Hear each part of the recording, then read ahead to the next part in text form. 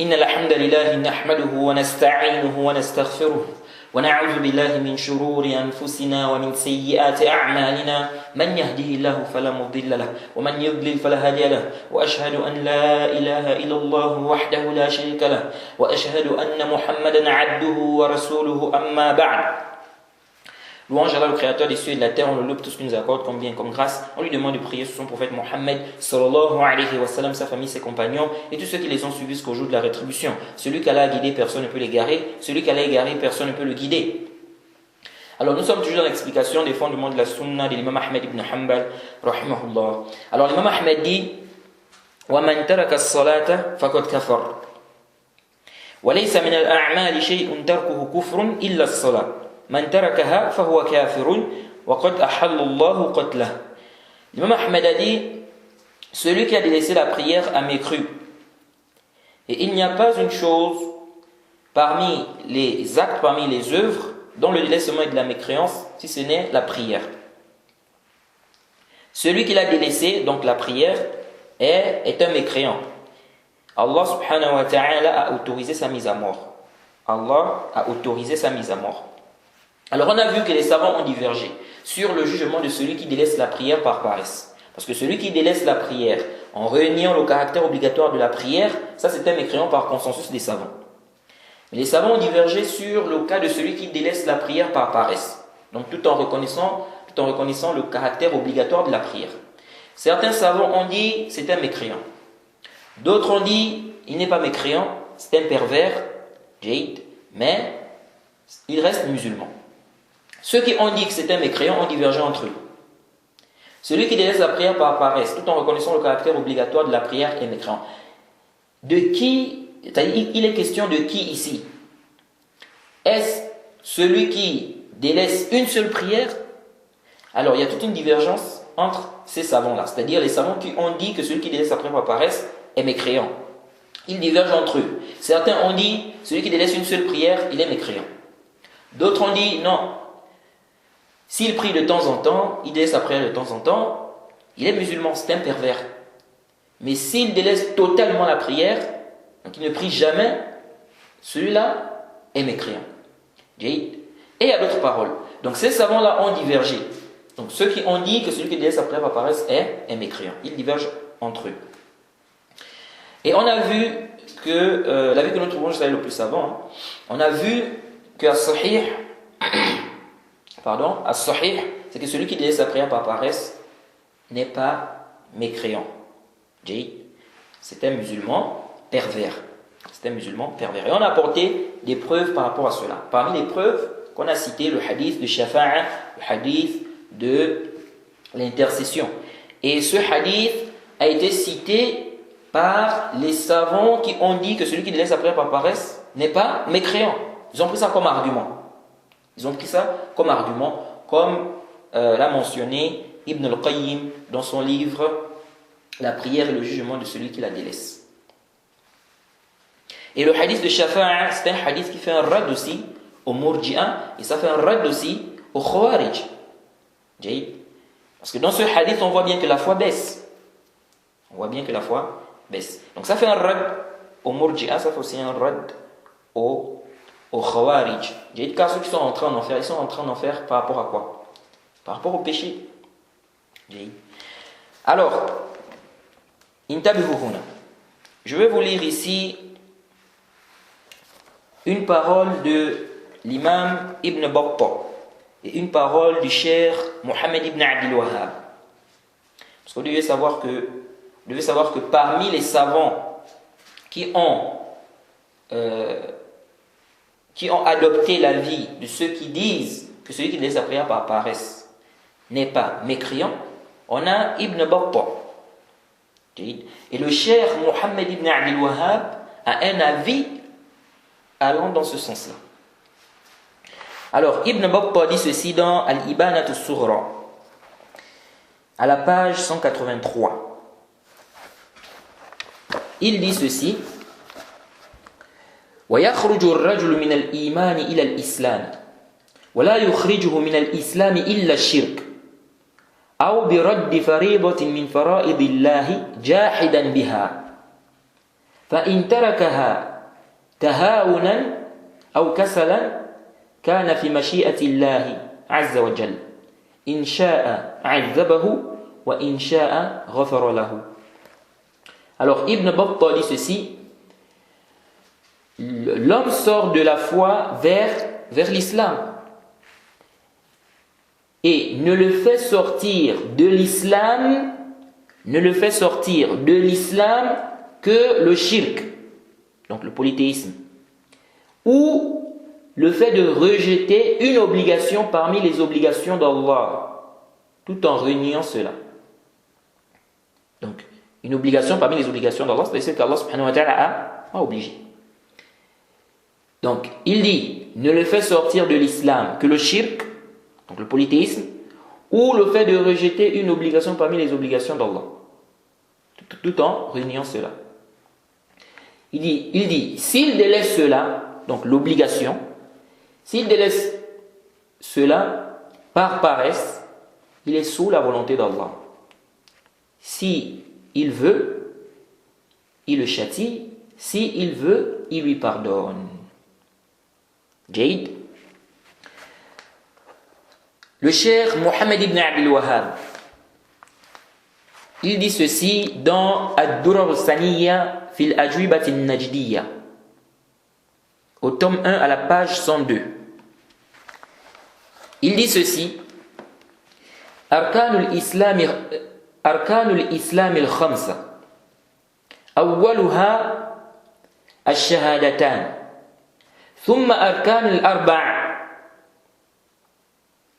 فالأربعة إذا أقر بها وتركها كسلا وتهاونا فنحن وإن قاتلناه على فعلها فلا نكفره بتركها والعلماء اختلفوا في كفر تارك لها والعلماء اختلفوا في كفر تارك لها كسلا من غير جحود ولا نكفر إلا ما أجمع عليه العلماء كلهم وهو الشهادتان وأيضا نكفره بعد التعريف إذا عرف وأنكر. C'est une parole qui est claire.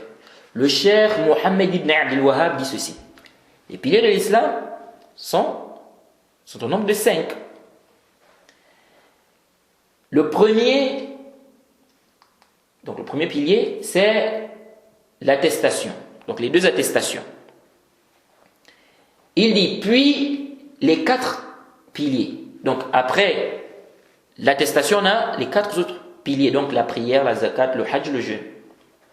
Il dit, les 4 piliers, si la personne reconnaît cela, il approuve, il reconnaît cela, il reconnaît son caractère obligatoire, et il les délaisse, donc ces piliers-là, donc les 4 piliers, donc si la personne reconnaît cela, donc il reconnaît ces 4 piliers-là, et il délaisse cela, donc il les délaisse, donc ces piliers-là, par paresse, il dit, le cheikh dit, même si nous le combattons pour cela, donc pour qu'il fasse ces piliers-là, il dit, même si nous le combattons donc pour qu'il fasse ces piliers, il dit, mais nous ne le rendons pas mécréant pour avoir délaissé ces piliers, pour les avoir délaissés.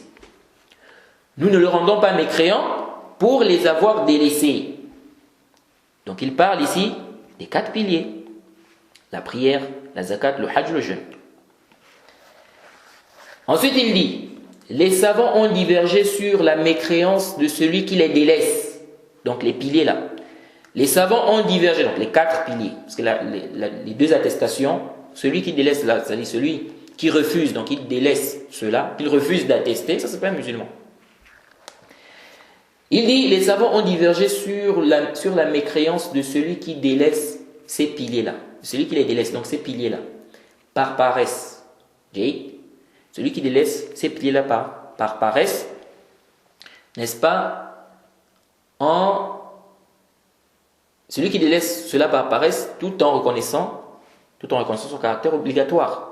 Donc, celui qui délaisse ces piliers-là par paresse, donc il ne renie pas ces piliers-là. Le cheikh dit, les savants divergent sur la mécréance de celui-là. Ensuite, le cheikh dit, nous ne rendons mécréants, il dit, nous ne rendons mécréants que ce sur quoi les savants sont tous unanimes. Et il s'agit des deux attestations. Donc celui qui délaisse les deux attestations. Le cheikh dit, وَلَا نُكَفِّرُ إِلَّا مَا أَجْمَعَ عَلَيْهِ الْعُلَمَاءُ كُلُّهُمْ. Il dit, nous ne rendons mécréants que ce sur quoi les savants sont tous unanimes. Et il s'agit des deux attestations. Ensuite, le cheikh dit, et nous le rendons mécréant après connaissance. S'il a su et il a renié cela. Donc le cheikh dit, il dit ici à la fin qu'il rend mécréant c'est-à-dire après connaissance. Donc la personne a eu connaissance et la personne, après avoir eu connaissance, la personne renie. Le cheikh dit, à ce moment, il rend mécréant. Et ça montre encore que le cheikh Mohammed ibn Abdul Wahhab voit le uzr bil jahl, l'excuse pour cause d'ignorance. Il voit que quelqu'un qui est ignorant peut être excusé à cause de son ignorance. Contrairement à ceux qui disent que le cheikh Mohammed ibn Abdul Wahhab ne voit pas l'excuse pour cause d'ignorance de manière absolue. Ça, ce n'est pas sahih. Et la question du uzr bil jahl, l'excuse pour cause d'ignorance, on a beaucoup parlé de cela on a parlé de cela dans les animatifs de l'islam. On a cité plein de paroles des savants sur cela, on a cité des preuves, et aussi dans les trois fondements, on a refuté les arguments de ceux qui disent qu'il n'y a pas d'excuse pour cause d'ignorance de manière absolue. Donc ça, c'est clair. Jade. Alors, ceux qui ont dit que celui qui délaisse la prière par paresse est mécréant, ils se sont appuyés sur quoi? Ils ont dit, c'est venu dans le Sahih Muslim, le hadith de Jabir, radiyallahu anhu. Le prophète Mohammed sallallahu alayhi wa sallam a dit, Inna bayna ar-rajuli wa bayna ash-shirk wal kufr tark as-salat. Ils disent que le prophète Mohammed sallallahu alayhi wa sallam a dit, entre l'homme et le shirk et le kufr, il y a le délaissement de la prière. Donc ça montre que celui qui délaisse la prière a mécru. Et certains savants ont même pris ce hadith comme preuve pour dire que le kufr c'est le shirk c'est le kufr. Parce qu'on dit ici, entre l'homme et le shirk et le kufr, il y a le délaissement de la prière. Celui qui a délaissé la prière, comment il a fait le shirk? Oui. Donc certains savants ont pris ça comme preuve pour dire que le kufr c'est le shirk c'est le kufr. Et je crois qu'on a déjà parlé de cette question-là. Celui qui fait le kufr, il a fait le shirk. Celui qui a fait le shirk, il a fait le kufr. On a parlé de ça, si je ne m'abuse, dans les animatifs de l'islam. Ce n'est pas notre question ici. Donc ils ont pris ça comme preuve. Ils ont dit ça montre que celui qui délaisse la prière, il est mécréant. Donc ici, il n'y a pas de différence à faire entre celui qui délaisse par paresse et celui qui délaisse par paresse tout en reconnaissant le caractère obligatoire et celui qui délaisse, n'est-ce pas, la prière en reniant le caractère obligatoire de la prière. Ils ont dit également que c'est venu ça a été rapporté par l'imam Tirmidhi, l'imam Nasa'i, autant pour le Cheikh Al-Albani et bien d'autres, que le prophète Mohammed sallallahu alayhi wa sallam a dit Al-ahdu alladhi baynana wa baynahum as-salat. Al-ahdu alladhi baynana wa baynahum as-salat. Faman tarakaha faqad kafar. Le prophète Mohammed sallallahu alayhi wa sallam a dit le pacte qu'il y a entre eux et nous, c'est la prière. Celui qui la délaisse a mécru. Ils disent voilà, on a dit ici, celui qui la délaisse a mécru. On n'a pas fait la différence entre celui qui délaisse par paresse et celui qui ne délaisse pas par paresse. C'est-à-dire celui qui délaisse par paresse tout en reconnaissant le caractère obligatoire et celui qui délaisse en reniant le caractère obligatoire de la prière. Alors, les savants ont divergé concernant ce hadith. Quand le prophète Mohammed sallallahu alayhi wa sallam dit ici, celui qui la délaisse a mécru. Qu'est-ce que ça veut dire a mécru? Certains savants ont dit, ce qui est voulu ici, c'est la petite mécréance. Donc il y a des savants qui voient qu'ici c'est la grande mécréance. Jade, ce qui est voulu ici, c'est la grande mécréance. Que celui qui délaisse sa prière, il est kafir, c'est un mécréant. Avec la divergence qu'il y a entre eux. C'est-à-dire, est-ce que c'est celui qui délaisse une seule prière, ou bien celui qui prie de temps en temps et qui délaisse la prière de temps en temps. Bref. D'autres savants, donc il y a des savants qui ont dit, donc qui ont vu qu'ici c'était de la grande mécréance, et il y a d'autres qui ont dit ici il s'agit de la petite mécréance. Ceci afin de regrouper entre les textes. Car ils ont vu qu'il y a des textes qui montrent que celui qui délaisse sa prière n'est pas mécréant. Et donc si ici là on a un texte où le prophète dit celui qui la délaisse a mécru, donc il faut comprendre ici qu'il s'agit de la petite mécréance. Et ils ont dit il n'y a pas d'ishkal. On a dans des textes, n'est-ce pas, on a des textes où il est fait mention du kufr, mais il s'agit de la petite mécréance. Donc ils disent il n'y a pas d'ishkal. Pourquoi on ne peut pas comprendre ici qu'il s'agit de la petite mécréance? Ça c'est un avis des savants, c'est-à-dire qu'ici il s'agit de la petite mécréance. D'autres savants ont dit ici il ne s'agit pas de la petite mécréance, il s'agit de la grande mécréance. Donc quand le prophète Mohammed sallallahu alayhi wa sallam dit celui qui l'a délaissé a mécru, il s'agit de la grande mécréance. Il a mécru, il est kafir. Sauf que quand il dit et celui qui l'a délaissé, délaisser ici, ce n'est pas le simple fait de délaisser, mais c'est délaisser tout en reniant. Donc délaisser en reniant le caractère obligatoire. C'est celui-là qui est mécréant. Celui-là qui est mécréant. Et ça c'est l'avis que nous trouvons juste le plus savant. C'est-à-dire, quand le prophète Mohammed sallallahu alayhi wa sallam dit ici, et celui qui l'a délaissé, a mécru, ici il s'agit de la grande mécréance. Mais délaisser ici, c'est celui qui délaisse en reniant le caractère obligatoire. Celui qui délaisse en reniant. Jade. Intabihu. Ceci montre quoi? Ça montre que le terme délaisser ici n'est pas un terme clair.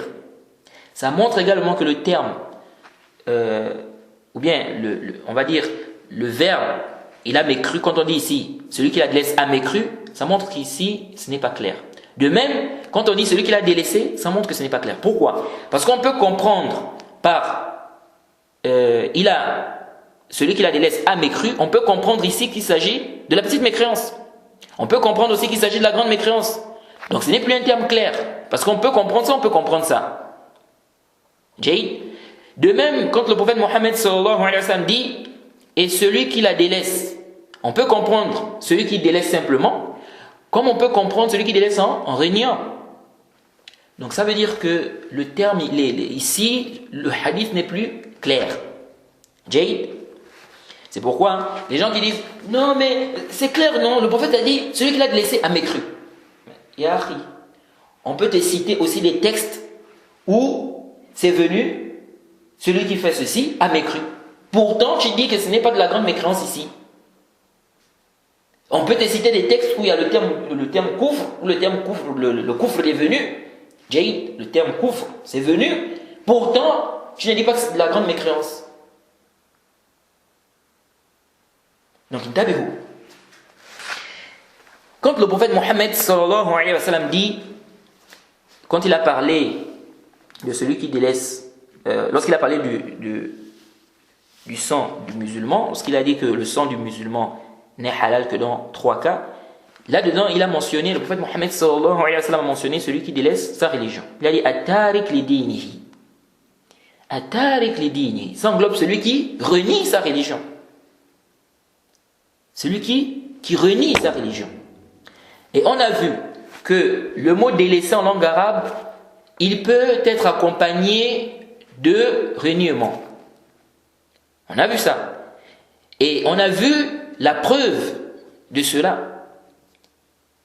Et on a vu même que c'est l'avis de l'imam Shafi'i que ce qui est voulu par le délaissement, ici c'est le délaissement avec reniement. Alors, intabihu. Quand le prophète Mohammed sallallahu alayhi wa sallam dit celui qui l'a délaissé a mécru. Celui qui l'a délaissé a mécru. quand on regarde ce texte-là, de manière apparente, c'est un texte qui est général. On a dit celui qui l'a délaissé a mécru. Donc celui qui délaisse la prière, il a mécru. Donc si on prend le texte comme ça, on peut dire que tout celui qui délaisse la prière a mécru. Pourtant, on a accepté des cas ici. Le texte là, on ne travaille pas avec ce texte là de manière générale comme ça. On a accepté des cas. Les savants acceptent celui qui délaisse la prière par oubli. Il ne rentre pas dans ce hadith. Quelqu'un qui a délaissé la prière par oubli, il n'est pas mécréant. Donc on accepte celui-là. Pourquoi? Parce qu'on a des preuves. Et lui, il a excusé, il a oublié. On accepte aussi celui qui n'a pas atteint l'âge de la puberté et qui délaisse la prière. Quelqu'un qui n'a pas atteint l'âge de la puberté et qui délaisse la prière, c'est un kafir? Ce n'est pas un kafir. Il y a des preuves. On accepte aussi celui qui est ignorant, qui vient de s'islamiser et qui est dans un endroit, éloigné des gens de science, n'est-ce pas, éloigné des savants. Il ne sait pas que la prière est obligatoire, qu'on doit prier. Il est ignorant. Est-ce que celui-là, c'est un mécréant? Ce n'est pas un mécréant, il vient de s'islamiser, il ne connaît pas. Il est loin des gens de science. Donc lui là aussi, il est accepté. Certains savants ont même accepté celui qui ne trouve pas de l'eau pour faire les ablutions. Et il n'arrive pas aussi à faire le tayammum. Qu'est-ce qu'il fait? Parce que les savants divergent sur ce cas. Comme par exemple, quelqu'un qui est attaché. Il est attaché. Donc, il ne peut pas faire les ablutions. Il ne peut pas aussi faire le tayammum. Qu'est-ce qu'il fait? C'est l'heure de la prière. Les savants divergent. Certains savants ont dit, la personne ne prie pas. Parce que la personne n'arrive pas à faire les ablutions. La personne ne peut pas faire le tayammum. Donc la personne ne prie pas. Et quand elle va trouver de l'eau, quand elle aura la capacité de faire les ablutions ou de faire le tayammum, elle va prier. Mais c'est une divergence entre les savants. Certains savants ont donc dit que cette personne-là ne prie pas. Mais cette personne a délaissé la prière. Mais est-ce que cette personne-là rentre dans le hadith qui dit celui qui l'a délaissé a mécru? Non. Donc ces savants-là acceptent également celui-là. Celui qui n'arrive plus à bouger, il ne peut plus, c'est-à-dire tout son corps, comme on dit, c'est-à-dire il est paralysé. Il ne peut pas bouger, ni la tête, ni les bras, ni les pieds, rien du tout. Il y a des gens comme ça. Il est malade, il a une maladie, il n'arrive plus à bouger. Ni les pieds, ni les bras, ni la tête, il ne peut plus bouger. Lui là, est-ce que la prière est toujours obligatoire sur lui? Les savants ont divergé. C'est-à-dire, il est là, il est vivant, il est conscient, sauf qu'il n'arrive plus à bouger, ni la tête, ni les bras, ni les pieds, rien, c'est-à-dire, il ne peut plus rien bouger là. Il est là sur le lit, il ne peut plus bouger. Lui, est-ce que la prière est obligatoire sur lui? Les savants ont divergé. Et on avait parlé de cette question dans le Dura de l'imam Shawkani, quand on a parlé de sur qui la prière est obligatoire. Et on a vu qu'à Sahih, allez le plus savant, c'est que celui-là, la prière n'est pas obligatoire sur lui. C'est-à-dire quelqu'un, il ne peut plus bouger. Il ne peut plus bouger. Ni les mains, ni les pieds, ni la tête, c'est-à-dire il ne peut rien bouger. Celui-là, la prière n'est plus obligatoire sur lui. La prière tombe sur lui. Ça tombe, c'est-à-dire que ce n'est plus obligatoire sur lui. On a détaillé cette question là-bas. Bref, celui-là, les savants ne font pas rentrer, c'est-à-dire qu'ils ne rentrent pas dans le hadith qui dit celui qui a délaissé a mécru. Donc on voit bien qu'il y a des gens qui ont été acceptés. Ceci à cause de quoi? À cause des preuves, des qawaïd, etc., de la législation. Et donc, ici également, nous acceptons, donc quand on dit celui qui l'a délaissé a mécru, nous acceptons également celui qui délaisse la prière par paresse tout en reconnaissant le caractère obligatoire. Pourquoi? Car on a vu des preuves qui montrent que celui qui délaisse la prière n'est pas mécréant. Et on sait que celui qui délaisse la prière tout en reniant le caractère obligatoire de la prière, c'est un mécréant par contre, c'est ça. Donc, ici, là, quand on dit celui qui l'a délaissé a mécru, Jade, nous disons, il ne s'agit pas de celui qui délaisse tout en reconnaissant le caractère obligatoire de la prière. Jade, intabihuhuna. Pourquoi on dit que ce qui est voulu ici, quand on dit celui qui l'a délaissé a mécru, pourquoi on dit que ce qui est voulu ici, c'est celui qui délaisse en reniant et non pas celui qui délaisse en reconnaissant le caractère obligatoire de la prière? Arju an tantabihuhuna. Qu'est-ce qui est voulu par la parole du prophète Mohammed sallallahu alayhi wa sallam, le pacte qu'il y a entre nous et eux? Alors, ici, si on dit ce sont les koufars, c'est-à-dire eux, donc le pacte qu'il y a entre nous et eux, donc les koufars, les mécréants, si on dit qu'ici il s'agit des koufars, il n'y a aucun doute que les koufars, et il n'y a pas de doute qu'ici il s'agit des mécréants, que l'on dise que ce sont des hypocrites ou bien des mécréants, parce que l'hypocrite aussi c'est un mécréant. L'hypocrite, en réalité l'hypocrite est un mécréant, sauf que l'hypocrite lui montre l'islam, il cache le couvre. Alors, si on dit que ce sont les koufars, donc les mécréants, il n'y a aucun doute que les mécréants rejetaient le caractère obligatoire des 5 prières, car ils ne croient même pas au prophète Mohammed sallallahu alayhi wa sallam. Donc ils rejettent son caractère obligatoire. Ils rejettent. Donc ils rejettent cela, soit par reniement, ou ils rejettent par orgueil. Donc, il n'y a pas de pacte avec eux. On doit les combattre jusqu'à ce qu'ils prient. Donc le prophète sallallahu alayhi wa sallam ici fait comprendre qu'il vise dans le hadith, allez le plus savant, celui qui délaisse la prière tout en réuniant le caractère obligatoire, ou par orgueil, comme les mécréants, les koufars. Car il a dit le pacte qu'il y a entre nous et eux, c'est la prière. Celui qui l'a délaissé a mécru. Pour que ça soit plus clair, Allah subhanahu wa ta'ala dit فَإِن تَابُوا وَأَقَامُوا الصَّلَاةَ وَآتَوُا الزَّكَاةَ فَإِخْوَانُكُمْ فِي الدِّينِ. Sourate 9 au verset 11. Allah subhanahu wa ta'ala dit sur l'introduction rapprochée, mais s'ils se repentent, accomplissent la prière et acquittent la zakat, ils deviendront vos frères en religion. Certains savants ont pris ce verset comme preuve pour dire que celui qui délaisse la zakat est mécréant. Pour dire que celui qui délaisse la zakat est mécréant. Mais ils se sont trompés ici. Na'am, akhta'u huna. Ces savants-là se sont trompés en s'argumentant de ce texte pour dire que celui qui délaisse la zakat est mécréant. Et nous devons dire le haqq. Celui qui s'est trompé, il s'est trompé. Même si c'était un grand savant. Le savant n'est pas infaillible. Le savant n'est pas infaillible. Et ça, la personne doit vraiment vivre cela. Parce qu'il y a des gens, parfois, ils disent, le savant n'est pas infaillible, le savant n'est pas infaillible. Mais quand on arrive maintenant à la réalité, il refuse de dire que tel savant s'est trompé. Pourtant, il sait que le savant s'est trompé. Il s'est trompé, il s'est trompé. L'erreur reste l'erreur. Que cette erreur provienne d'un savant ou d'un grand savant. L'erreur ne va pas devenir maintenant la vérité, ça ne va pas devenir ce qui est juste parce que ça provient d'un savant. Non, l'erreur reste l'erreur. Jade. Non.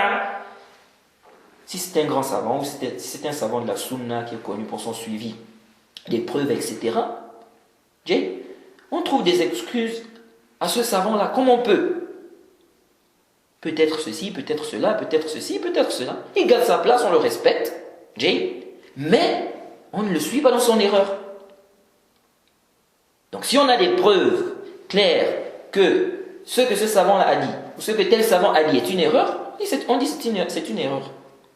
C'est une erreur, on ne suit pas cela. Et le fait de dire que le savant s'est trompé, Ça ne veut pas dire qu'on ne respecte plus ce savant-là, non.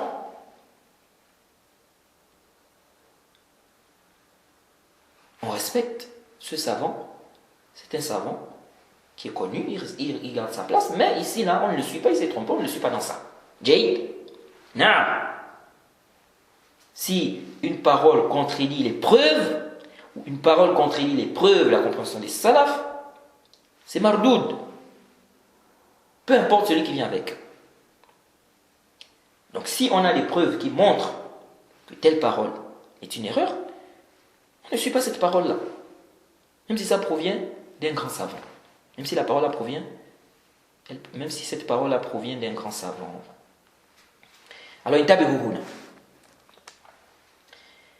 Alors, des gens des sciences ont dit, s'argumenter de ce verset-là pour dire que celui qui délaisse la zakat est mécréant, ce n'est pas correct. Donc c'est une erreur. Pourquoi c'est une erreur? Déjà, on a un hadith qui est venu dans le Sahih Muslim, où le prophète Mohammed sallallahu alayhi wa sallam a parlé de celui qui délaisse la zakat. Et dans ce hadith, donc il ne donne pas la zakat. Dans ce hadith, le prophète Mohammed sallallahu alayhi wa sallam, à la fin, il a dit, ensuite il verra sa voie, soit au paradis, soit en enfer. Donc il ira soit au paradis, soit en enfer. Si c'était un mécréant, le prophète Mohammed sallallahu alayhi wa sallam ne devait pas dire, il ira soit au paradis, soit en enfer. Parce que le mécréant, il va en enfer. Le mécréant ne rentre pas au paradis. Donc quand le prophète Mohammed sallallahu alayhi wa sallam dit, il ira soit au paradis, soit en enfer, ça montre que ce n'est pas un mécréant. Parce que si c'était un mécréant, pourquoi dire, il ira soit au paradis, soit en enfer? Parce que le mécréant ne rentre pas au paradis. Le prophète Mohammed sallallahu alayhi wa sallam a dit, dans le Sahih Muslim, il a dit, la yadkhulul jannata illa nafsun muslima. Ne rentrera au paradis qu'une âme musulmane. Donc le mécréant ne rentre pas au paradis, le hadith dans le Sahih Muslim. Donc ici on a un texte qui montre que celui qui délaisse la zakat, il est musulman, il n'est pas mécréant. Ça c'est un. Deux, ce texte-là, c'est quoi? Ici, là, ça a argumenté de ce texte, de ce verset, pour dire que celui qui laisse la zakat, n'est-ce pas, est mécréant. C'est quoi? C'est un istidlal par le mafhoum. Jade. Alors, ces savants-là n'ont pas fait attention que ce verset, en fait, c'est un verset qui parle des associateurs. C'est un verset qui parle des associateurs. C'est-à-dire que le verset ici, là, parle des associateurs. Or, les associateurs, Jade, les associateurs, ils délaissent la zakat par quoi? Par reniement ou par orgueil. Jade. Donc, ici, là, ils n'ont pas fait attention que ce qui est voulu ici, ce n'est pas le simple fait de délaisser. Parce que le verset, en fait, parle des associateurs. Jade. Quand on dit ils n'ont pas fait attention, ça ne veut pas dire qu'ils ne savaient pas que le verset, c'est-à-dire que Allah subhanahu wa ta'ala, quand il parle ici, il parle des associateurs, non. On parle ici de l'istidlal. Qu'est-ce que ça veut dire? Ce verset, c'est un verset qui concerne les associateurs. Donc on doit bien comprendre ici qu'il n'est pas question, c'est-à-dire que ce verset ne nous parle pas du simple fait de délaisser, car le verset parle des associateurs. Or, les associateurs, ils ne donnaient pas la zakat, ce n'est pas, c'est-à-dire, ils ne donnaient pas la zakat tout en reconnaissant le caractère obligatoire, tout en reconnaissant le caractère obligatoire de la zakat. Ils ne donnaient pas la zakat par reniement, parce qu'ils ne croient même pas au din, c'est-à-dire à l'islam. Et ce qui montre clairement que le verset parle des associateurs, si on remonte au verset 7,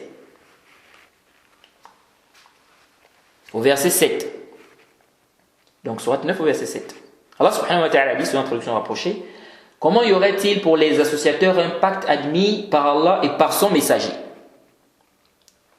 Donc on voit bien qu'on parle des associateurs ici. Comment y aurait-il pour les associateurs un pacte admis par Allah et par son messager? À l'exception de ceux avec lesquels vous avez conclu un pacte près de la mosquée sacrée. Tant qu'ils sont droits envers vous, soyez droits envers eux, car Allah aime les pieux. Verset 8. Comment donc, quand ils triomphent de vous, ils ne respectent à votre égard ni parenté, ni pacte conclu. Ils vous satisfont de leur bouche, tandis que leur cœur se refuse. Et la plupart d'entre eux sont des pervers. Verset 9. Ils troquent à vil prix les versets d'Allah, le Coran, et obstruent son chemin. Ce qu'ils font est très mauvais. Verset 10. Ils ne respectent à l'égard d'un croyant ni parenté, ni pacte conclu. Et ceux-là sont les transgresseurs. Verset 11. Mais s'ils se repentent, accomplissent la prière et acquittent la zakat, ils deviendront vos frères en religion. Vous voyez, quel était l'aspect argumentatif ici? L'aspect argumentatif, c'est que dans le verset, il est dit, donc au verset 11, mais s'ils se repentent, accomplissent la prière et acquittent la zakat, ils deviendront vos frères en religion. Et donc ça veut dire que s'ils ne prient pas, s'ils ne font pas la zakat, ils ne sont pas nos frères en religion. Donc ce sont des mécréants. Donc ça montre que celui qui ne donne pas la zakat, celui qui ne prie pas, c'est un mécréant. Certains ont même pris ça, certains ont même pris ce verset-là pour montrer que celui qui laisse la prière est mécréant. Mais comme on va voir, ça ne tient pas. On vient de voir clairement que le verset en fait parle des associateurs. Si on lit depuis le verset 7, comment y aurait-il pour les associateurs un pacte admis par Allah et par son messager, à l'exception de ceux avec lesquels vous avez conclu un pacte près de la mosquée sacrée. Tandis qu'ils tant qu'ils sont droits envers vous, soyez droits envers eux, car Allah aime les pieux. Verset 8. Comment donc, quand ils triomphent de vous, ils ne respectent à votre égard ni parenté ni pacte conclu. Ils vous satisfont de leur bouche, tandis que leur cœur se refuse, et la plupart d'entre eux sont des pervers. Verset 9. Ils troquent à vil prix les versets d'Allah et obstruent son chemin. Ce qu'ils font est très mauvais. Verset 10. Ils ne respectent à l'égard d'un croyant ni parenté, ni pacte conclu, et ceux-là sont les transgresseurs. Verset 11. Mais s'ils se repentent, accomplissent la prière et acquittent la zakat, ils deviendront vos frères en religion. Si on a compris ça, si on a compris que le verset, en fait, le verset parle des associateurs. Donc quand Allah subhanahu wa ta'ala dit, mais s'ils se repentent, qui? Ces associateurs-là. S'ils se repentent, accomplissent la prière et acquittent la zakat, ils deviendront vos frères en religion. Mumtaz. On voit que dans le Sahih Muslim, celui qui laisse la zakat n'est pas, donc le hadith que j'ai cité, on voit que dans le Sahih Muslim, celui qui laisse la zakat n'est pas mécréant, car le prophète Mohammed sallallahu alayhi wa sallam a dit, il ira soit au paradis, soit en enfer. Et donc, on doit donc comprendre que ce qui est voulu dans le verset, ce n'est pas le simple fait de délaisser la zakat. Parce que si c'était le simple fait de délaisser, le prophète Mohammed sallallahu alayhi wa sallam ne devait pas dire concernant celui qui ne donne pas la zakat, donc qui a délaissé la zakat, le prophète Mohammed sallallahu alayhi wa sallam ne devait pas dire il ira soit au paradis, soit en enfer.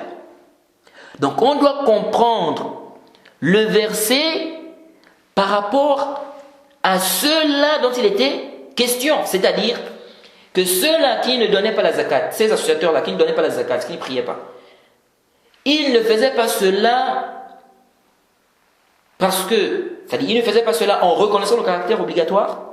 Non. Ils ne donnaient pas la zakat, ils ne priaient pas en reniant. En reniant. Et donc, ça veut dire qu'ici, là, il s'agit de celui qui ne donne pas la zakat en reniant. Donc, celui qui est mécréant, donc celui qui ne donne pas la zakat et qui est mécréant, c'est celui qui ne donne pas la zakat en reniant, comme ces associateurs-là. Jade. Et non celui qui ne donne pas la zakat tout en reconnaissant le caractère obligatoire de la zakat. Jade. Donc ici, là, ces savants-là qui ont pris ce verset comme preuve, ils n'ont pas fait attention. Donc au niveau de l'istidlal, au niveau de l'istidlal. On peut faire attention qu'ici, il est question des associateurs. Et donc, on doit comprendre ce texte-là comme ça. Ces associateurs-là, ils ne donnaient pas la zakat, tout en reconnaissant le caractère obligatoire de la zakat? Non. Ils ne donnaient pas la zakat, tout en reniant le caractère obligatoire de la zakat. Ils délaissaient cela, par reniement, par orgueil. Donc, on doit comprendre ici que celui qui est mécréant, donc celui qui délaisse la zakat, qui est mécréant, c'est celui-là qui le fait comme eux, comme les associateurs-là. Donc en reniant, et non pas celui qui délaisse la zakat tout en reconnaissant le caractère obligatoire de la zakat. J'espère avoir été clair. Et donc c'est la même chose pour le hadith. Allah est le plus savant. Ils n'ont pas fait attention par rapport à ce qui était voulu dans le hadith. C'est que dans le hadith, ce qui est voulu, donc le pacte qu'il y a entre eux et nous, c'est la prière. Celui qui la délaisse a mécru. Ce qui est voulu, c'est celui qui la délaisse en reniant. Et non pas celui qui la délaisse en reconnaissant le caractère obligatoire de la prière. Le prophète Mohammed sallallahu alayhi wa sallam a dit, le pacte qu'il y a entre eux, ou bien entre nous et eux. Le pacte qu'il y a entre nous et eux. Le pacte qu'il y a entre nous, c'est-à-dire les musulmans. Donc le pacte qu'il y a entre nous, c'est-à-dire les musulmans, et eux là c'est qui? Les hypocrites. Les hypocrites. Le pacte qu'il y a entre nous, les musulmans, et eux, donc les hypocrites, c'est la prière. Celui qui la délaisse, c'est-à-dire parmi ces hypocrites-là, le pacte qu'il y a entre nous, c'est-à-dire les musulmans, et eux, les hypocrites, c'est la prière. Celui qui la délaisse, c'est-à-dire parmi ces hypocrites-là, or eux, donc les hypocrites, ils délaissent la prière en reniant. Parce que l'hypocrite, en réalité l'hypocrite était mécréant. Parce que lui, qu'est-ce qu'il fait? Il cache la mécréance et il montre l'islam. Si on juge un hypocrite comme étant un musulman, c'est par rapport à l'apparence. Parce qu'on voit qu'il présente l'islam. Mais sinon, l'hypocrite, en réalité, c'est un mécréant. Parce que lui, il cache le couvre et il montre l'islam. Or, les hypocrites, s'ils délaissent la prière, ils délaissent la prière en reconnaissant le caractère obligatoire? Non. Parce que l'hypocrite, il ne croit pas. Il ne croit pas. Il ne croit pas au prophète Mohammed sallallahu alayhi wa sallam, il ne croit pas en l'islam. Donc en réalité, c'est un kafir. Mais sauf qu'il cache ça. Et il montre quoi? Il montre l'islam. Donc l'hypocrite, s'il ne prie pas, s'il délaisse la prière, c'est en reconnaissant le caractère obligatoire qu'effectivement Allah subhanahu wa ta'ala a obligé 5 prières sur lui et qu'on doit prier ça comme, n'est-ce pas, le prophète Mohammed sallallahu alayhi wa sallam a expliqué. L'hypocrite, il ne croit pas.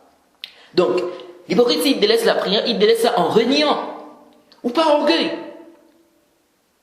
Et donc, le prophète Mohammed sallallahu alayhi wa sallam, lorsqu'il dit le pacte qu'il y a entre nous, c'est-à-dire les musulmans, et eux, donc quand il dit le pacte qu'il y a entre nous, c'est-à-dire les musulmans, et eux, c'est-à-dire les hypocrites, c'est la prière. Celui qui la délaisse, c'est-à-dire parmi ces hypocrites-là, or, eux, ils délaissent en reniant, a mécru. Donc celui qui la délaisse, donc, parmi ces hypocrites-là, a mécru.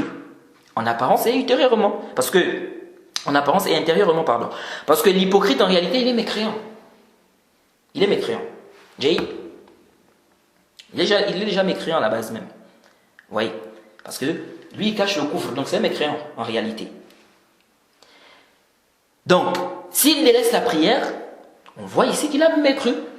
Qu'il a mécru. Parce que l'hypocrite, si on dit que l'hypocrite est musulman, si on le considère comme étant un musulman, c'est par rapport à ce qu'on voit de lui. On ne sait pas que c'est un hypocrite. Donc on voit qu'il présente l'islam. Alors qu'en réalité, ça c'est un hypocrite. Lui là, il est mécréant en réalité. Parce qu'il cache le couvre. Mais les gens vont juger qu'il est musulman par rapport à ce qui est apparent. Donc ici là, s'il délaisse, il a mécru. Car lui, il délaisse en reniant,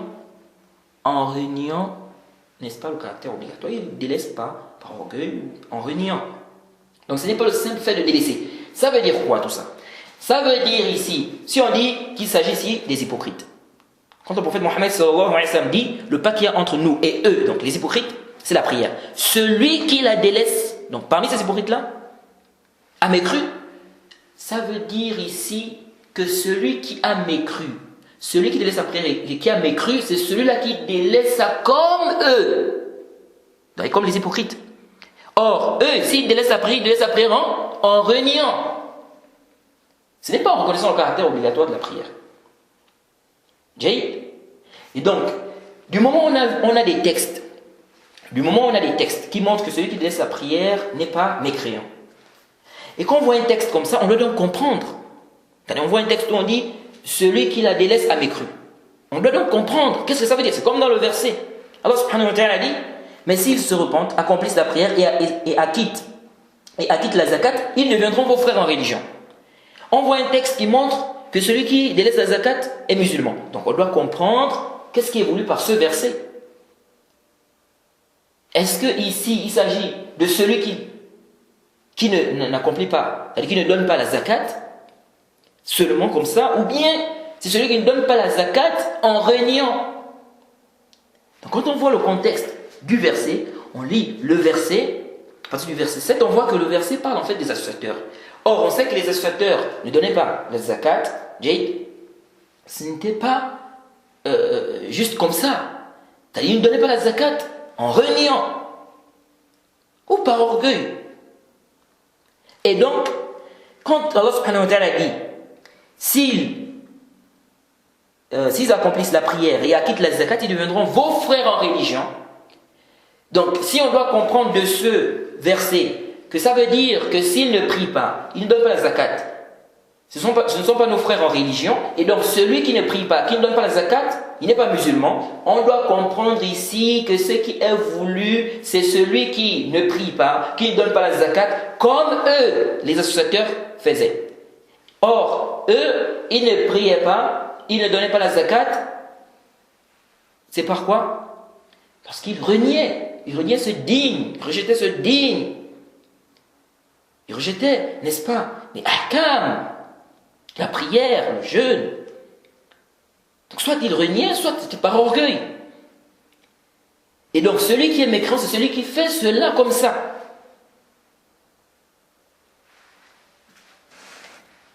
Alors,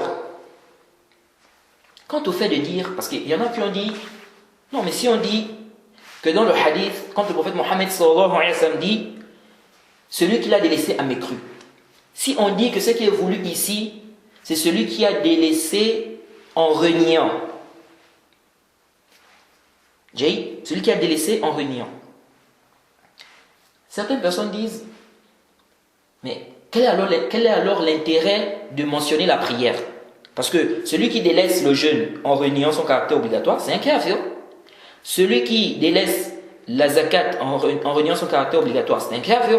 Celui qui délaisse le hajj en reniant son caractère obligatoire, c'est un kafir, c'est un mécréant. Mais pourquoi le prophète Mohammed sallallahu alayhi wa sallam a cité la prière? Ça veut dire qu'il ne s'agit pas juste de... Il n'est pas question ici juste de... il n'est pas question ici de délaisser en reniant. Mais c'est le simple fait de délaisser. Parce que si c'était le fait de délaisser en reniant, pourquoi citer seulement la prière, sachant que les autres piliers aussi, celui qui délaisse ça en reniant, il est mécréant aussi. Donc, lorsque le prophète mentionne la prière, donc ils disent, lorsque le prophète mentionne la prière, ça veut dire qu'il y a quelque chose d'autre. Ce n'est pas le fait de délaisser en reniant. Parce que celui qui délaisse en reniant, il est kafir. Que ce soit pour la prière ou les autres piliers. Donc, le jeûne, le hajj, la zakat. Et celui qui renie le caractère obligatoire, il est kafir, même s'il prie. Celui qui renie le caractère obligatoire de la prière, c'est un mécréant même s'il prie. Celui qui renie le caractère obligatoire du jeûne, c'est un mécréant même s'il jeûne. Donc, c'est quoi l'intérêt de mentionner la prière?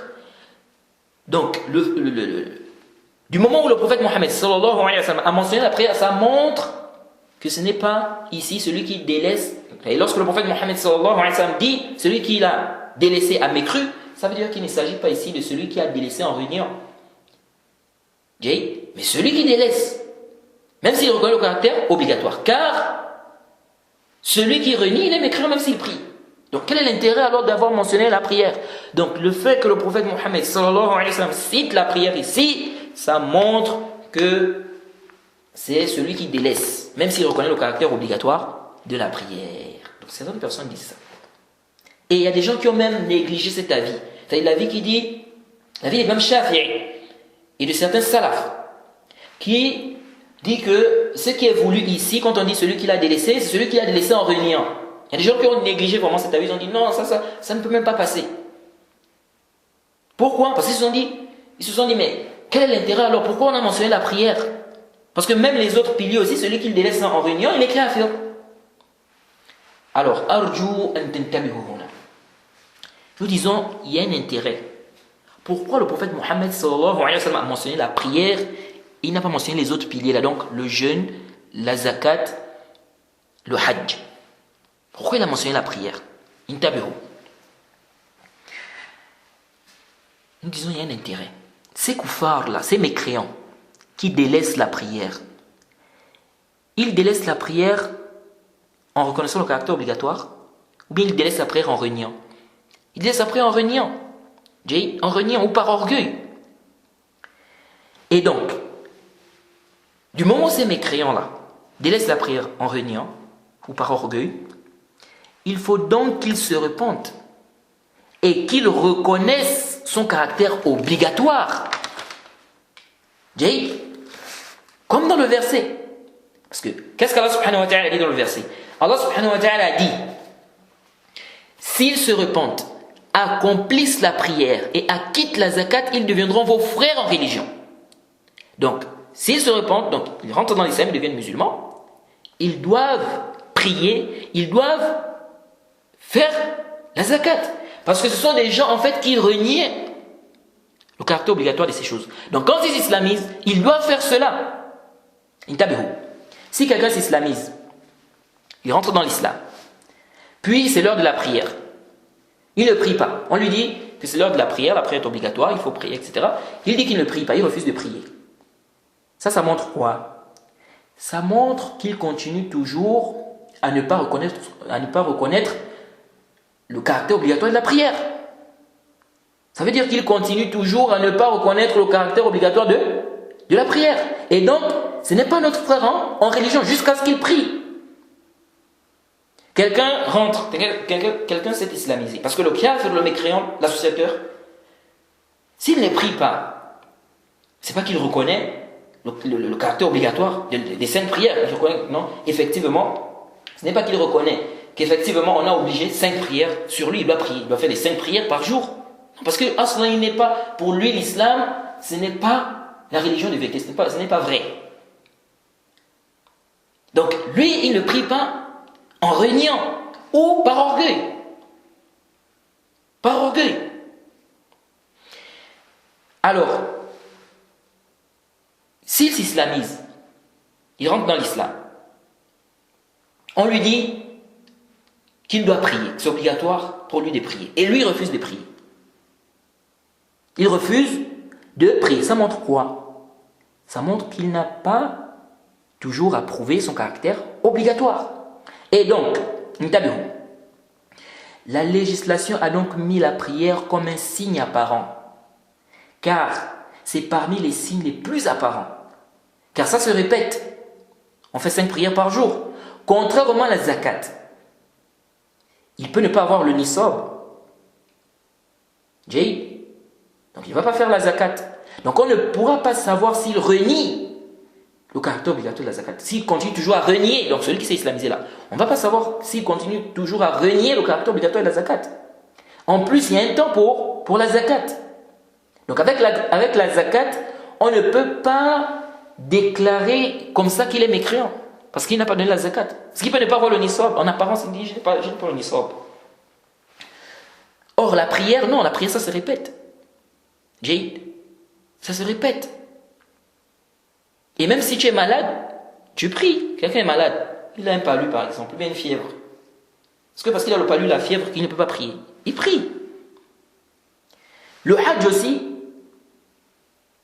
Jade, il se peut qu'en apparence, il ne peut pas faire le hajj. Il dit, je n'ai pas les moyens pour faire le hajj. Jade, je ne peux pas, je suis malade, je ne peux pas aller faire le hajj en ce moment, je suis malade. Le jeûne aussi, c'est une seule fois dans l'année. Le mois de Ramadan, c'est une fois dans l'année. Celui qui s'islamise par exemple, dans le premier mois, ou au premier mois de l'année. Or, le jeûne, c'est le mois de Ramadan. Jade. Donc, pendant ces mois-là, il ne va pas jeûner. Donc, on ne peut pas savoir. Est-ce qu'il continue? Il continue toujours à renier le caractère obligatoire. Or, la prière, avec la prière, c'est différent. Jade. Donc, s'il renie le caractère obligatoire, comment on va savoir si ce n'est plus le cas? Il faut qu'il prie. S'il renie le caractère obligatoire de la prière, après il rentre dans l'islam, comment on va savoir qu'il ne renie plus son caractère obligatoire? Il faut qu'il prie. C'est ça l'intérêt. C'est pourquoi le prophète Mohammed sallallahu alayhi wa sallam mentionne ici la prière et non les autres piliers là. Et le cheikh l'islam Ibn Taymiyyah a dit ce qui est proche de cela lorsqu'il a expliqué le verset 11 de la 9e sourate. Lorsqu'Allah subhanahu wa ta'ala a dit s'ils se repentent, accomplissent la prière et acquittent la zakat, ils deviendront vos frères en religion. Le cheikh l'islam Ibn Taymiyyah a fait comprendre quoi? Le cheikh l'islam Ibn Taymiyyah dans Majmou' al-Fatawa au tome 4 à la page 370, il a fait comprendre que la prière et la zakat ne sont pas comme les autres obligations. C'est deux adorations apparentes. Et il a dit, le prophète cite les actes apparents par lesquels on combat les gens et par lesquels ils deviennent musulmans en accomplissant ces actes. Et par lesquels ils deviennent musulmans en accomplissant ces actes. Et c'est pourquoi on a mentionné la prière et la zakat. En résumé, qu'est-ce que ça veut dire tout ça? En résumé, ça veut dire que si dans le hadith, on parle à la base des hypocrites et qu'on sait que eux délaissent, s'ils délaissent la prière, ils délaissent par reniement ou par orgueil, ça veut dire que celui qui délaisse la prière, ou ça veut dire que le délaissement qui est de la mécréance, ici, c'est un délaissement qui est accompagné de reniement, et non le simple fait de délaisser. Jade, et non le simple fait de délaisser. Jade. Donc, le hadith, on doit comprendre que le hadith, ici, parle des hypocrites, le pas qu'il y a entre nous et eux, c'est-à-dire les hypocrites. Or, eux, s'ils délaissent la prière, ils délaissent la prière en reniant, ou par orgueil. Par conséquent, celui qui délaisse la prière, qui est mécréant, c'est celui qui fait ça comme eux, donc en reniant, ou par orgueil. Et non celui qui délaisse tout en reconnaissant le caractère obligatoire de la prière. Et quant au fait de dire pourquoi le prophète Mohammed sallallahu alayhi wa sallam a cité la prière, si vraiment ce qui était voulu, c'est celui qui délaisse en reniant, pourquoi avoir cité la prière, sachant que celui qui délaisse aussi les autres piliers, n'est-ce pas? Celui qui délaisse aussi les autres piliers, tout en reniant, c'est aussi un mécréant. Nous disons, l'intérêt, c'est ça. C'est-à-dire que la prière est un signe apparent. C'est un signe apparent. Quelqu'un qui reniait le caractère obligatoire de la prière, puis il rentre dans l'islam. Comment on va savoir qu'il continue toujours à renier? Même pas seulement la prière. Celui qui reniait la zakat. Donc il renie la zakat, mais il renie la prière. Comment on va savoir, qu'il reconnaît maintenant le caractère obligatoire de la prière? Il s'est islamisé. Il faut qu'il prie. Il faut qu'il prie. Il faut qu'il s'acquitte de la zakat. Il a les moyens. Le problème, c'est que la zakat, on aura du mal, Jay, à dire qu'il renie la zakat, on aura du mal à dire qu'il renie toujours le caractère obligatoire de la zakat par rapport à la prière. On aura plus du mal à dire qu'il continue toujours à renier par rapport à la prière. Parce que la zakat, il peut dire qu'il n'a pas le nisab. Jay, il peut dire qu'il n'a pas le nisab. Par contre, la prière, ça se répète, donc c'est plus facile. Ça se répète, c'est 5 fois par jour. C'est 5 fois par jour. Donc c'est pourquoi le prophète Mohammed sallallahu alayhi wa sallam a mentionné la prière et non les autres piliers. Jade. Alors, ça c'est la vie que nous trouvons juste à l'aile le plus savant. Ça c'est la vie que nous trouvons juste à l'aile le plus savant. Jade. Et c'est pas parce que Mohammed Oura, et je répète toujours ça, ce n'est pas parce que Mohammed Oura a pris un avis que toi aussi tu dois prendre ça. Là,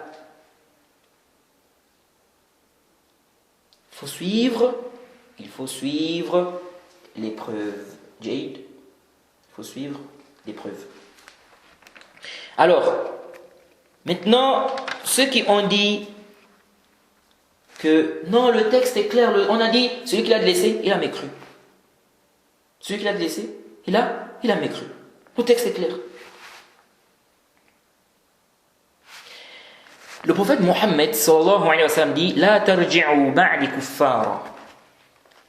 Ne retournez pas après moi mécréants, en vous abattant les uns les autres. Hadith sahih. Vous faites ne retournez pas après moi mécréants. Ça veut dire quoi? Si un musulman tue un autre musulman, il est devenu mécréant? Si un musulman abat un autre musulman, il est mécréant? Non. C'est-à-dire, est-ce qu'il est sorti de l'islam? Non. Pourtant, le prophète Mohammed sallallahu alayhi wa sallam dit ne retournez pas après moi mécréants, en vous abattant les uns les autres. Donc on a dit ici kuffar, on a dit mécréant.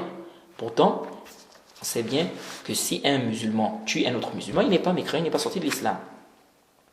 Le prophète Mohammed sallallahu alayhi wa sallam a dit l'esclave qui fuit, hadith dans Sahih Muslim, l'esclave qui fuit de ses maîtres ou de son maître a mécru jusqu'à ce qu'il revienne.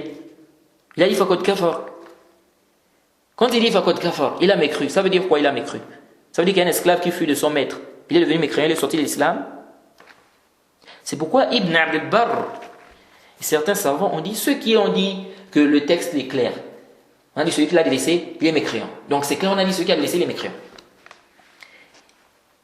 Certains savants comme Ibn Abd al-Barr ont dit, mais il faut aussi, donc, c'est-à-dire vous allez aussi juger, n'est-ce pas, mécréant, celui qui a fait plein d'actes où on a des termes, quand on regarde en apparence, on peut dire que ça veut dire quoi? Ça veut dire que la personne est sortie de l'islam. Pourtant, ce n'est pas ça, ce n'est pas ce qui est voulu.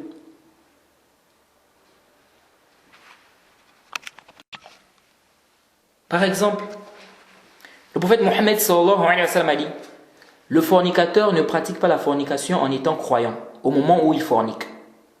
Il ne boit pas l'alcool en étant croyant au moment où il boit. Qu'est-ce que ça veut dire? Ça veut dire que celui qui fornique, c'est un mécréant? Non. Qui dit ça? Celui qui viendra dire que celui qui fornique, il est mécréant. Ça, c'est la croyance des Khawarij.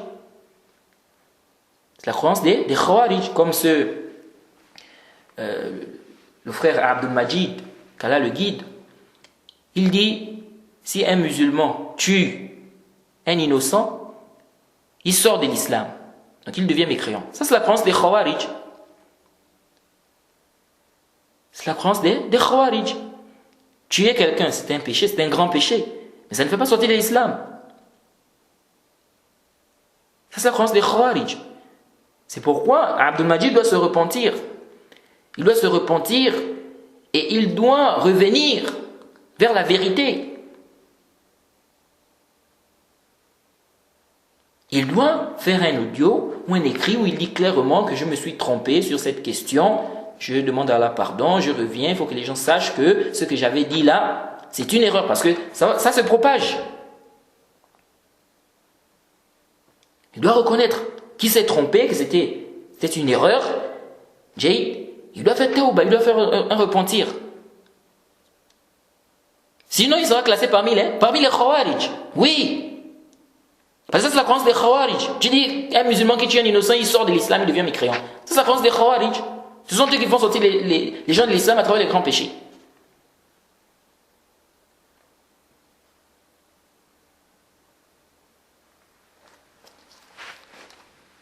Alors, le hadith dit, le fornicateur ne pratique pas la fornication le fornicateur ne pratique pas la fornication en étant croyant au moment où il fornique. Ça ne veut pas dire que celui qui fornique est devenu mécréant. Non, ce n'est pas ce qui est voulu dans ce texte. Celui qui commet un péché, tant que ce n'est pas du kufr akbar, tant que ce n'est pas du shirk akbar, il est musulman. Il est musulman. Et ça, c'est la croyance des gens de la sunna. Le péché, celui qui commet un péché, il ne sort pas de l'islam. Sauf si ce péché-là, c'est du grand kufr, ou bien c'est du grand shirk. Donc, ici, là, quand on dit le fornicateur ne pratique pas la fornication en étant croyant au moment où il fornique. Est-ce que ça veut dire que celui qui fornique est devenu mécréant? Non, pas du tout. Donc, un kharij peut venir aussi là, il dit, non, le texte est clair. On a dit, le fornicateur ne pratique pas la fornication en étant croyant, au moment où il fornique. Donc, ça veut dire que celui qui fornique, c'est un kafir. Qu'est-ce que tu vas dire? Donc, on doit comprendre les textes. Le prophète Mohammed sallallahu alayhi wa sallam a dit, par Allah, il ne croit pas, par Allah, il ne croit pas, par Allah, il ne croit pas. 3 fois. Il a dit, celui dont le voisin n'est pas à l'abri de son mal. Donc, celui qui dérange le voisin, il est devenu kafir. Allah subhanahu wa ta'ala dit, وَمَنْ لَمْ يَحْكُمْ بِمَا أَنزَلَ اللَّهُ فَأُولَٰئِكَ هُمُ الْكَافِرُونَ. Ceux qui ne jugent pas avec ce qu'Allah fait descendre, voilà, ça c'est les mécréants. Ça veut dire quoi? Celui qui ne juge pas avec la loi d'Allah, c'est-à-dire celui qui juge avec une loi autre que la loi d'Allah, il est devenu mécréant. Il n'est pas mécréant. Il y a des tafasil. À quel moment il est mécréant? À quel moment il n'est pas mécréant? Et Ibn Abbas a dit quoi? Il a dit kufr duna kufr. C'est une mécréance moindre que la grande mécréance. Donc c'est la petite mécréance. C'est la petite mécréance.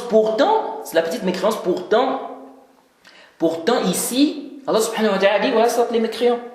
Mais, on sait bien qu'il s'agit de la petite mécréance. Jaid, kufr duna kufr. Mais ça peut être de la grande mécréance avec les tafasil que les savants ont apporté. On a déjà détaillé cela, je pense, dans les notifs de l'islam. Alors, certaines personnes citent comme argument le hadith où le prophète Mohammed sallallahu alayhi wa sallam a dit, donc parlant des dirigeants, il est dit qu'il nous a, donc le prophète Mohammed sallallahu alayhi wa sallam a dit de ne pas discuter l'autorité ou le pouvoir, n'est-ce pas, à ceux-là qui détiennent ou qui ont le pouvoir. J'ai dit donc ne pas discuter l'autorité avec eux. Il a dit illa an taraw kufran bawah. Illa an taraw kufran bawah. Il a dit sauf si vous voyez une mécréance claire. Donc le prophète a interdit de se révolter, de se rebeller contre les dirigeants, les gouverneurs musulmans. Il a dit quoi? Sauf si on voit une mécréance claire. Dans un autre hadith, on a posé la question au prophète Mohammed sallallahu alayhi wa sallam. Ô messager d'Allah, donc parlant des mauvais dirigeants, on a demandé au prophète Mohammed sallallahu alayhi wa sallam, ô messager d'Allah, ne devons-nous pas les combattre par l'épée? Le prophète Mohammed sallallahu alayhi wa sallam a dit non, tant qu'ils accomplissent la prière. L'aspect argumentatif. Certains gens de science ont dit, le prophète Mohammed sallallahu alayhi wa sallam a dit, sauf si on voit de la mécréance claire. Et dans un autre hadith, il dit, quand on lui demande, ne devons-nous pas les combattre par l'épée? Il dit non, tant qu'ils accomplissent la prière. Donc ça veut dire que s'ils n'accomplissent plus la prière, on peut les combattre. Comme dans l'autre hadith, il a dit, sauf si on voit une mécréance claire, ça montre que s'ils délaissent la prière, c'est de la mécréance claire. C'est de la mécréance claire. Jaïd. Et donc, on doit les combattre. Jaïd. Alors, cette istidlal la fihi nazar. Limadha. Car il y a certains savants qui ont dit, on n'a pas le droit de se rebeller contre le chef, Jaïd, de l'enlever, chef musulman, sauf si on voit de la mécréance claire. Il a fait de la mécréance claire, il est devenu mécréant. Là, on peut l'enlever. Bien évidemment, il y a des conditions. Là, on peut l'enlever. Donc, s'il a fait une mécréance claire, là c'est un. 2, s'il délaisse sa prière. S'il délaisse la prière, il n'a plus de bé'a. Il n'y a plus de bé'a pour lui, de pacte d'allégeance pour lui. Donc c'est deux choses, la mécréance claire et le délaissement de la prière. Donc si on a des preuves claires que le chef ne prie pas, il a abandonné la prière, il n'y a plus de bé'a pour lui, il n'y a plus de pacte d'allégeance pour lui. Jaïd. Et ça, il n'y a pas d'ishkal, parce que la prière, c'est une grande adoration. La prière n'a pas la même place que beaucoup d'adorations. Ça n'a pas la même place que les autres adorations. Donc si le chef délaisse la prière, on a des preuves claires qu'il a délaissé la prière, il ne prie plus, on doit le combattre. Non. Jaïd, il n'y a plus de bé'a pour lui. Bien évidemment, tout ceci, c'est si on a la capacité, parce qu'il y a des conditions. Je crois qu'on a parlé de cela dans le chapitre du djihad. Et ici, il n'y a pas d'ishkal. Parce qu'il y en a qui disent, non, le prophète Mohammed sallallahu alayhi wa sallam a dit, sauf si, vous voyez une mécréance claire. Il a dit sauf si, donc il a accepté ici la mécréance claire. Donc, lorsqu'on trouve un hadith où il dit, tant qu'il accomplit sa prière, ça veut dire que le fait de délaisser la prière, c'est de la mécréance claire. Parce qu'il n'a accepté que si il délaisse, si on voit une mécréance claire. Nous disons, il n'y a pas d'ishkal. Le prophète Mohammed sallallahu alayhi wa sallam a dit, sauf si vous voyez de la mécréance claire. Il a également dit, tant qu'ils accomplissent la prière. Donc s'ils délaissent la prière également, il n'y a plus de bé'a. Jaïd. Donc les deux jugements sont authentiques. Ça ne veut pas dire que s'il délaisse la prière, il est devenu mécréant. Non. Intabihu. C'est comme lorsqu'Allah subhanahu wa ta'ala dit, قل لا أجد فيما أوحي إلي محرما على طاعم يطعمه إلا أن يكون ميتة أو دما مسفوحا أو لحم خنزير فإنه رجس. Soit 6 au verset 144 ou 145. Allah subhanahu wa ta'ala dit, sous l'introduction rapprochée, dans ce qui, il dit, dans ce qui m'a été révélé, je ne trouve d'interdit à aucun mangeur d'en manger, sauf la bête trouvée morte, ou le sang qu'on a fait couler, ou la chair de porc, car c'est une souillure. Allah subhanahu wa ta'ala a dit ici, sauf la bête trouvée morte, ou le sang qu'on a fait couler, ou la chair de porc. Est-ce que les interdits, donc ceux qu'on consomme, est-ce que dans les choses qu'on consomme, il n'y a d'interdit que ce qui est cité dans le verset là? Il n'y a pas de doute qu'il y a plus que ça. Mais ici, Allah subhanahu wa ta'ala dit, sauf la bête trouvée morte. Comment comprendre? C'est pourquoi ce verset a causé un ishkal. Les savants ont même divergé. Comment comprendre? On sait qu'il y a plus, n'est-ce pas? C'est-à-dire en ce qui concerne les aliments interdits, on a plus que ce qui est cité ici. Mais ici, Allah subhanahu wa ta'ala dit, dans ce qui m'a été révélé, je ne trouve d'interdit à aucun mangeur d'en manger, sauf la bête trouvée morte, ou le sang qu'on a fait couler, ou la chair de porc. Ici, il n'y a pas d'ishkal. Allah subhanahu wa ta'ala a cité ça, et il y a eu des ajouts. Par exemple, le prophète Mohammed sallallahu alayhi wa sallam a interdit de manger des bêtes qui ont des crocs et des cerfs, donc avec lesquels il chasse, comme par exemple le lion ou le tigre. Il n'est pas permis de manger le lion ni le tigre. Mais le lion et le tigre n'ont pas été cités dans le verset. Donc, Allah subhanahu wa ta'ala a dit ça, il y a eu des ajouts. Donc c'est comme ici, le prophète Mohammed sallallahu alayhi wa sallam a dit, sauf si on voit une mécréance claire, il y a eu des ajouts. Et il y a eu un ajout plutôt. Et l'ajout c'est quoi? C'est s'ils délaissent également la prière. Donc même s'ils sont toujours musulmans, s'ils délaissent la prière, même s'ils sont toujours musulmans, s'ils délaissent la prière, il n'y a plus de bé'a pour lui. Même s'ils sont toujours musulmans. Parce que là, on va venir avec la divergence. Il y a des savants qui voient que celui qui laisse la prière, il est devenu kafir. Il y a d'autres qui voient qu'il n'est pas kafir. Donc il n'y a plus de bé'a pour lui.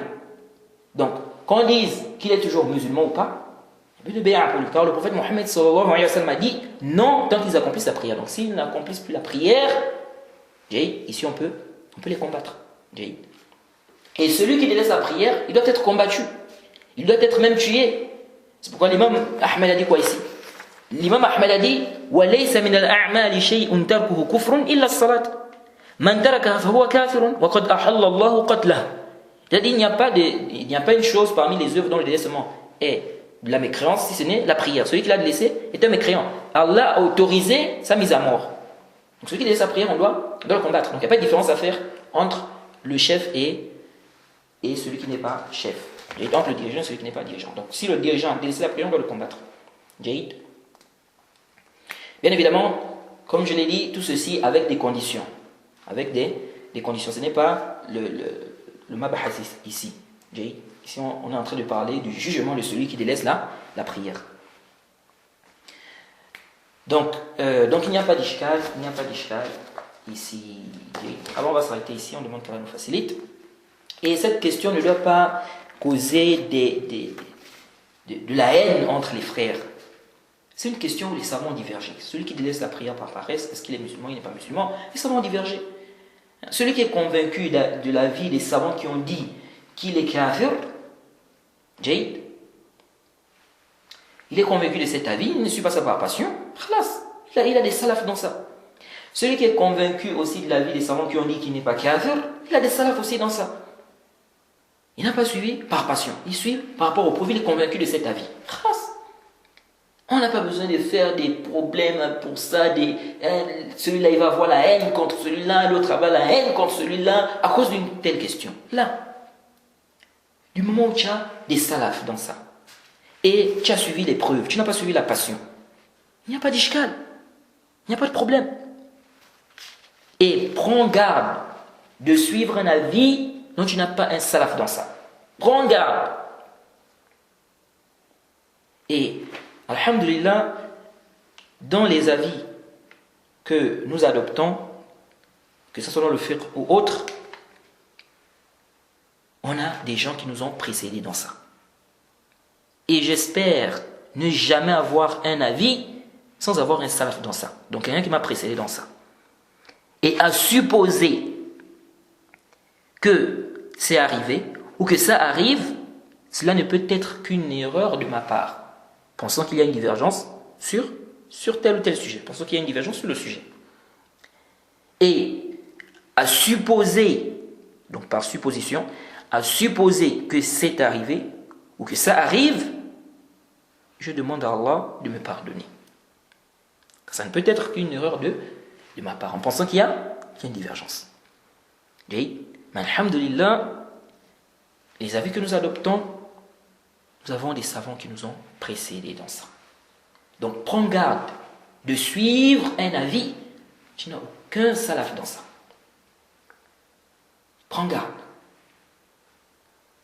Donc si les savants divergent sur une question, tu as vu les preuves, tu es convaincu d'un avis, tu suis cet avis. Tu as des salafs dans ça. Du moment que tu as des salafs dans ça, et tu n'as pas suivi ça par passion, tu suis par rapport aux preuves, c'est une divergence qui est considérée, il n'y a pas d'ishkal. C'est un khilaf qui est mu'tabar. Mais quant au fait de vouloir faire des fitan pour ces questions-là, non, comme ça, la tel qui a dit qu'il y a un consensus, ijma, non, pourquoi il dit ceci, pourquoi l'autre comme ça, non. Ou bien traiter cela de haddadi, parce qu'ils ont dit que celui qui laisse sa prière par paresse, c'est un kafir, dit que ce sont des haddadi ou bien des khawarij, les autres aussi là-bas, non, ceux-là sont des murji'a, etc. Non, ça, c'est quoi? Tout ça, c'est complètement batilun. Okay. Donc on s'arrête ici, on demande qu'Allah nous facilite et qu'il nous donne la compréhension de sa religion. Wa subhanaka Allahumma bihamdik wa ashhadu an la ilaha illa anta astaghfiruka wa atubu ilayk.